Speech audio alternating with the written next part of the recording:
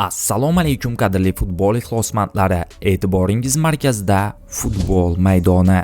Qadrli futbol ishqibozlari, sizlarni o'zimizni ishonchli hamkor PinUp platformasiga taklif etaman. Bizning promokod orqali ro'yxatdan o'ting va bonuslarga ega bo'ling.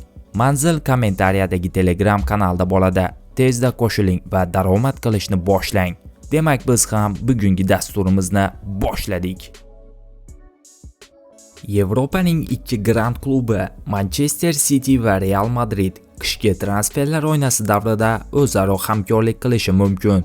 Avvalroq Qirollik klubi jarohatlar tufayli jamoa himoya chizig'ida yuzaga kelgan inqirozdan tez va qulay chiqish yo'li sifatida Manchester City'da zaxirada qolib ketayotgan iqtidor egasi Abduqodir Husanovni ijaraga olish masalasini ko'targan edi.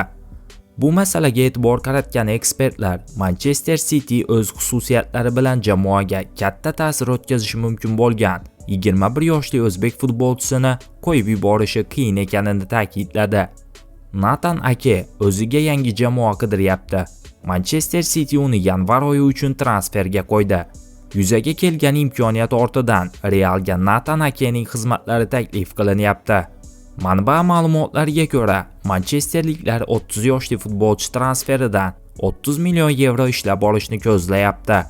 Biroq bu variant Qirollik klubiga u qadar ma'qul kelmagani aytilmoqda. Zotan Real 2026-yilga belgilangan transfer siyosatida jamoaga tajribali, taniqli va katta maosh so'raydigan yulduzlarni emas, balki iqtidorli va jamoaga uzoq muddat xizmat qiladigan yoshlarni olishni ustuvor vazifa sifatida belgilagan. Bugungi dasturimiz shundan iborat edi. Video sizga ma'qul kelgan bo'lsa, bir dona like bosishingizni va kanalimizga obuna bo'lishingizni so'rab qolamiz. E'tiboringiz uchun katta rahmat. Bizni kuzatishda davom eting.